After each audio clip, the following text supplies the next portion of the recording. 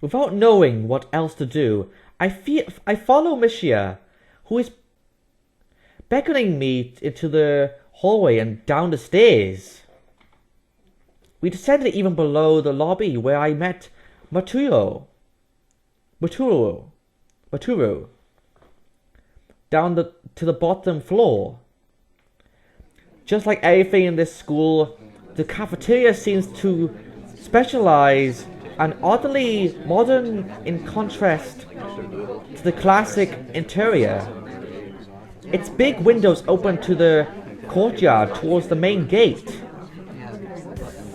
It's the cafeteria! Her enthusiastic statement of the obvious makes people around us stare, but Mishia doesn't seem to care, so we proceed to the line. There's a rather long list of menu options, which seems great until I realize that many of them are to accommodate students who need special diets. How nice.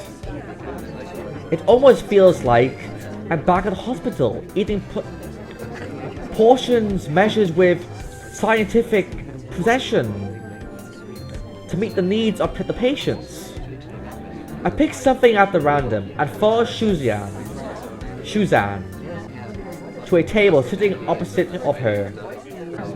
As I nibble indifferently at the food, I'd rather not eat, but she pokes me in the side to get my attention and points to Shuzan. I don't understand the sign, so the point escapes me. Maybe looking at the person who talks to you is proper and polite. Do you want to know something? What? About anything. We're guides, so you should ask if there is something. Ask about Shuzan's differentness. Ask about the library. I think I got everything I need to know. Shuzan integrates me, and I kind of want to ask something about her, but I can't really ask about something that's personal, can I? I can't come up with anything else to ask, so I just focus on my food, while the girls talk between themselves. Mishia and Julian sign back and forth very immediately, throwing sideways glances at me, but Mishia refrains from translating. Maybe they're talking about the secret girl stuff or something. I quickly notice a conversation in the sign is not enough to fill a silence. We arrive in the classroom early, but we're not the first. That dark-haired girl I noticed before is slumped over her desk at the last row. She jumps a little and Mishia crashes into the room with the elegance of a rhino. She shrinks deeper into her seat. I can feel her transition all the way from here, as if she's slowly turning into stone just from our presence. Mishia and Shuzan either don't notice or don't mind it as they walk directly past her to their seats and begin to converse. I'm left wondering about her, even when the classroom slowly fills with other students and finally the teacher. Getting into the rhythm of the school feels strange. It's as if my brain remembers how this is done, but my body doesn't. Towards the end of the class, I start yawning and counting the minutes left. I shouldn't be this tired on my first day of school. Maybe it's long time spent in the hospital that made me like this.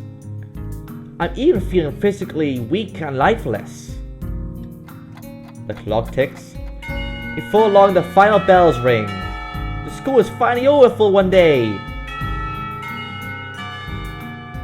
Beside me, Mishia and Shuzan are having a short conversation. After a bit of deliberation, Mishia turns to me. Unfortunately, we can't stay and show you around today.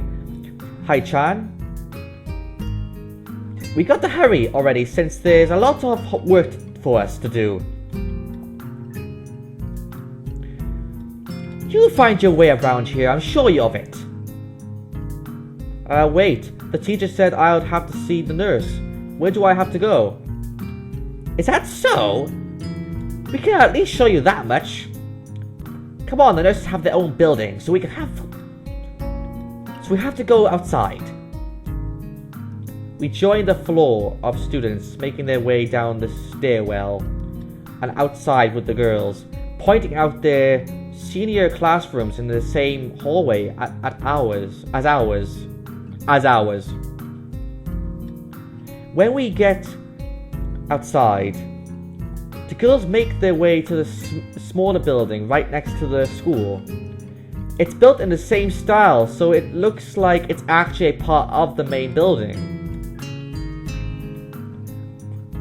This is the auxiliary building here. There's a lot of official and important stuff inside, like the Yamaku Foundation office, and all the nurses' offices. They even have a swimming pool. How is that official? Don't be silly, Hee-chan. It's for physical therapy, of course. Anyway, all the nurses' staff facilities are in there too. The head nurse's office is on the first floor. You'll be fine from here, right? We'll be going then. See you tomorrow! Yeah, thanks, bye. A whole building for stuff? That has nothing to do with the actual education?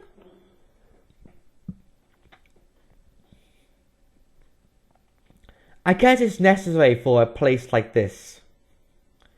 I walk in, hoping that this really will be the only quick visit, like the teacher said. On a white door, on the left is the green cross with the text, head nurse, and a nameplate. A voice from the inside responds to my knock almost immediately, but I can't quite make it out.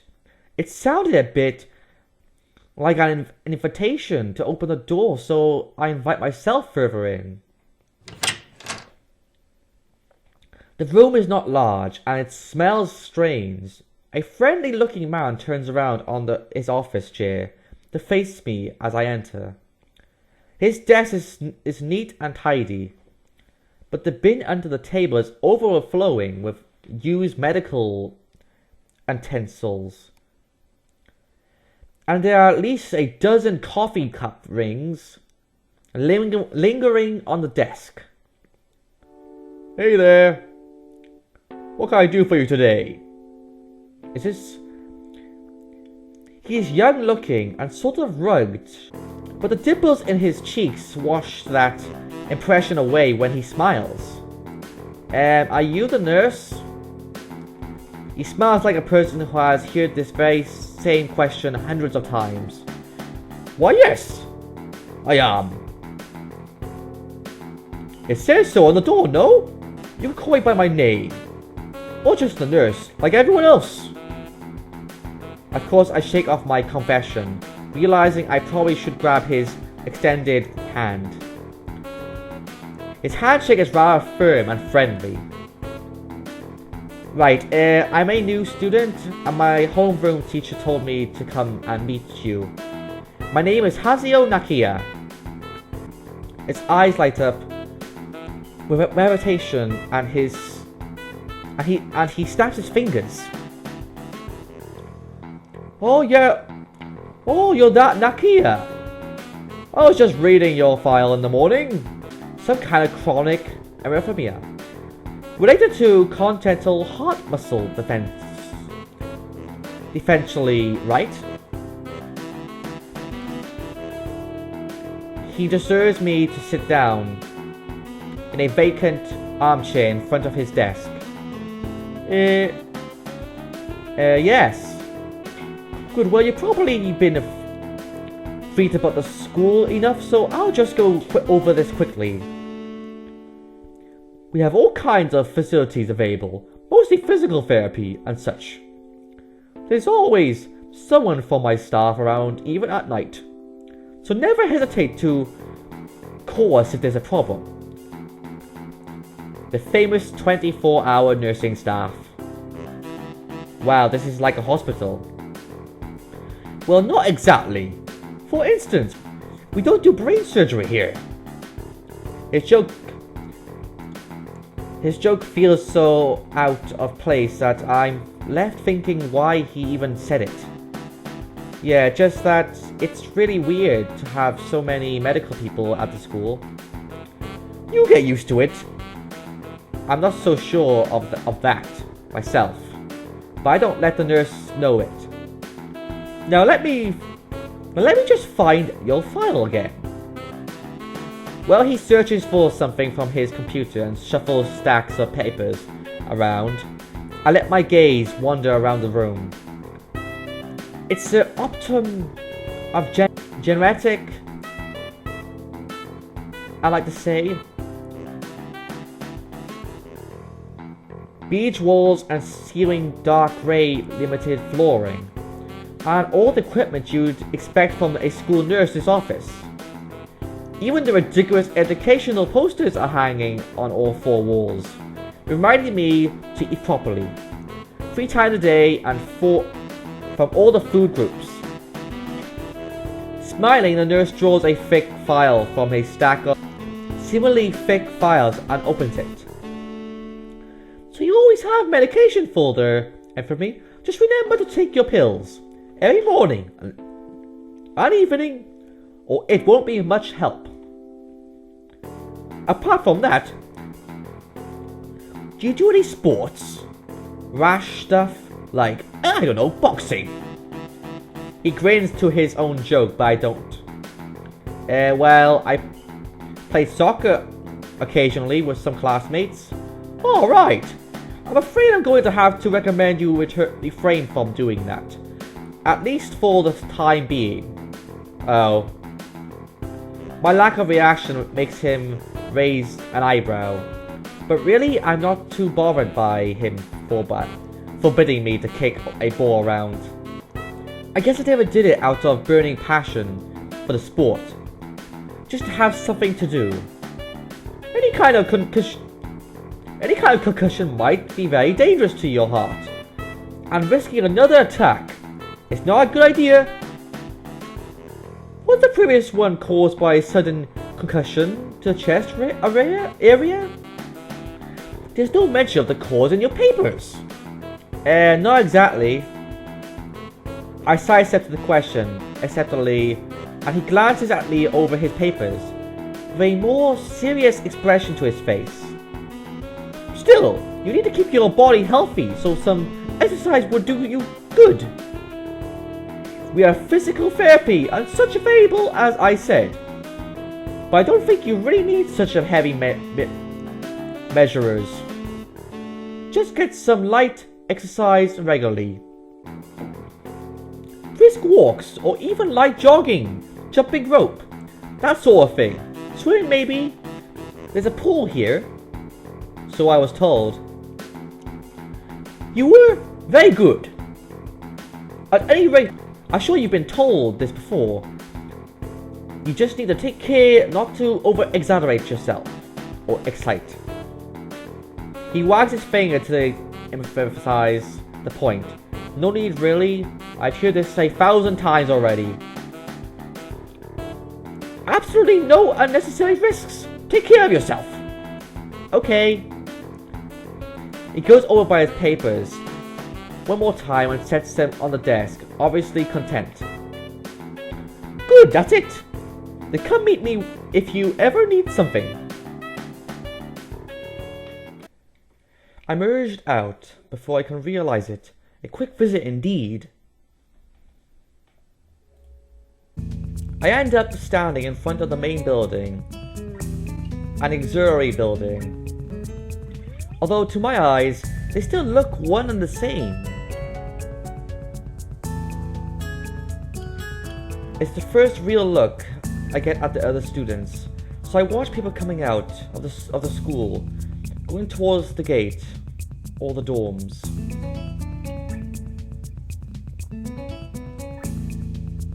Everyone seems to know where they're going.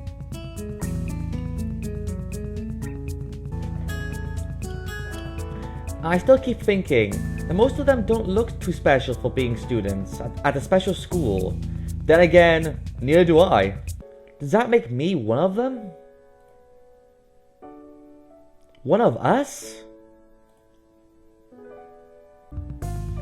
I should go somewhere to prevent me from getting lost. It's around dinner time, but I feel tired instead of hungry. The weariness in me only grows as I tread towards the dorms, set a little way apart from the main building complex. There's a garden of sorts between the schools and the dorms, shrubbery, flowers, and that overbearing smell of fresh cut grass that fills the atmosphere. It dawns on my tired mind that the smell feels novel because I haven't been outside at all for so long. The dorm building is big and made of red brick. Like the others, it feels way too pompous for what it is. So I push forward, going inside. It takes more time than necessary to fish out the key I was given from my pocket. Room 119. Despite the ornate exterior, the inside of the dorm is very new, functional, and boring. Just like in the main building, the holes in the doors are wide to accommodate wheelchairs. The same goes for the elevators at the end of the hallways. I put my head around the corner of the common room door. Inside, a few students are watching the television. One nods and gives a quick hello before turning back to the TV. Seems that only the girls here are sociable. I suppose that's perfectly fine with me. I climb the stairs to the upper floor. Here, small corridors branch off from the main hallways. Each of these minor halls seems to have a toilet and shower as well as four rooms. About halfway down the hall, I spy room 119. The nameplates on the rooms adjacent to mine and blank. I guess there are just two of us here. Lights shine from below the door of room 117, so I knock lightly. Sorry guys.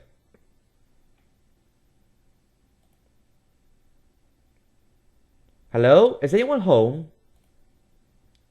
From inside I hear a few movements. Then the clicking of way more locks than I thought these doors had. After a moment, the door squeaks open. A bespectacled boy is standing in the doorway. He's looking at me very intently through his extremely thick eyeglasses. Who is it? Blind? No, at least not completely. Why would he have eyeglasses if he was? He leans closer to me until our noses are almost touching. His breath stinks of garlic. Me. Hazio Nakahi. I'm moving into the next room. I thought I should introduce myself. His face suddenly brightens in realization, and he stands back upright, thrusting his hand out in a small greeting, almost straight to my frame. Oh, sup dude, the name is Kenji. Oh, hi. I take Kenji's sweaty hand and shake it, still a little rattled by the sudden change of the attitude and vehement welcome. There were suspicious looking people going in and out of your room earlier. It was probably my parents. Your parents? You sure? Because they could have been some other people to you. Can't judge a book by its cover. His out of place proverb is left hanging between us awkwardly as I try to think of some way to respond. I'd say the chances are high enough.